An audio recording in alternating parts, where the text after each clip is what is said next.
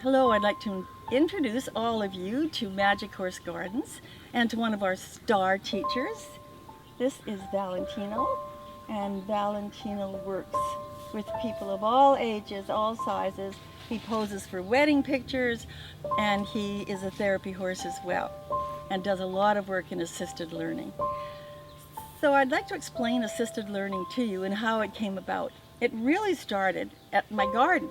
I had a garden called Hyla Gardens and used to bring my students out there just to be with nature, to do a project together and to experience life in a different way and to bond.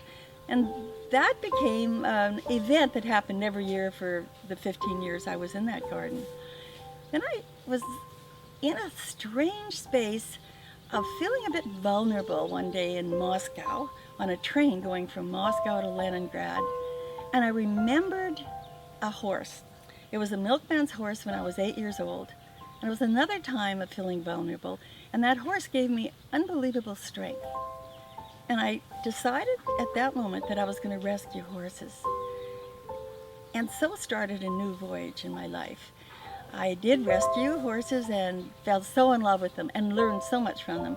I decided to sell my home in Kitsilano, to sell my botanical garden, and to buy this little place here, a small hopper farm in Pitt Meadows, which has come to be a place of tremendous learning, first of all for me.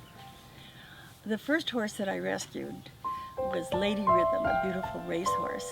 And she taught me so much that I began to recognize that the horse was a marvelous teacher. I hadn't read anything about that. I just learned it from the experience of the day. Emily taught me about mental telepathy. I was astounded. When I bought Emily, I rescued her, I called her Emily because she didn't like the name Lady Rhythm, and so we changed it. And she told me she didn't like the name. So it's quite an amazing thing when that happens, when a horse communicates with you. They send images to you, and it was so lovely to experience that form of communication. She really wanted this other horse to come with her in the beginning, but the other horse was very ill. And I was really worried. I'd never been around a horse, didn't know a horse, so I was really worried about having a sick horse to take care of as my very first horse. And so I left Emily's friend there, where it was about 200 miles away.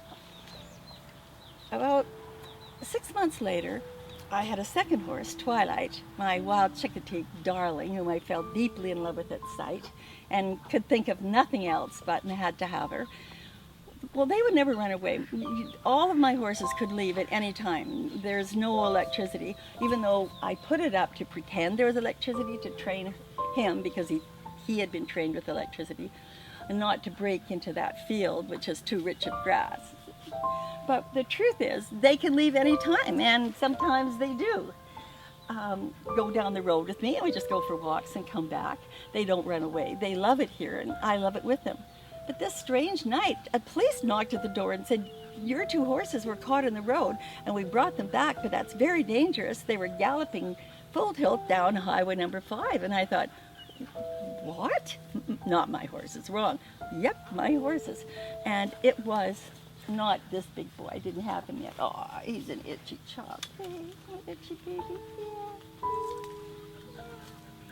What happened was that horse, that Lady Rhythm, who became Emily, had been raised with in the last about 7 years of her broodmare life, was dying, and they were going to put her down. And Lady Rhythm, aka Emily, talked to Twilight. They said, "We have to go and be with her." And they were on their way to Roy, 200 miles away. And when I brought them back, Emily was in such deep sorrow. I didn't know anything about this other horse. So I phoned the person who had given her to me and said, "Something's wrong with Emily. She's so sad." And the woman said, "Well, we put down her partner last night." And Emily knew it 200 miles away. Well, that started me on a new journey of understanding. Oh, Lordy. And we began to communicate, Emily and I, as sisters. And when Emily died, I was in her stall holding her.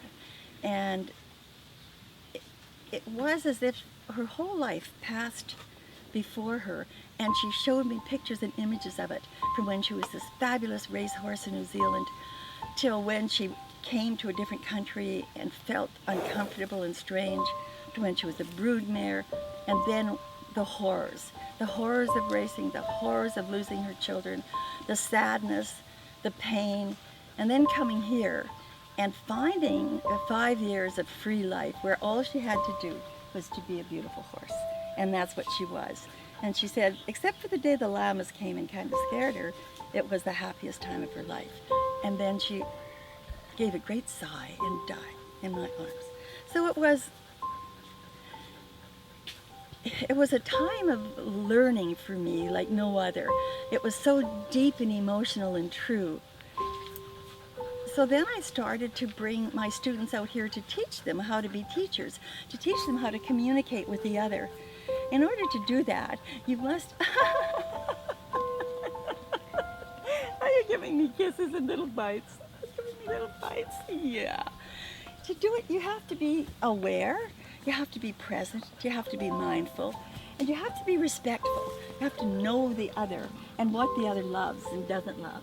So assisted learning just means to me that you come here and you have something you'd like to learn, or something you'd like to know, and the horses will help you teach it. Learn it, I'm sorry. Doesn't matter what it is. The horses will just figure it out for you because they're so intuitive, so smart, they know how to do it. They haven't been taught to be teachers, they just are teachers. And the only thing I've done is created opportunity for them to be who they are, horses. I don't force them to be anything else. I invite them to do things, and if they don't want to do it, they don't have to. That includes riding, galloping, training, anything. And when you let horses be horses, and any animals be animals, the llamas, the chickens, the ducks, the doves, they will behave in ways that totally astound and delight you.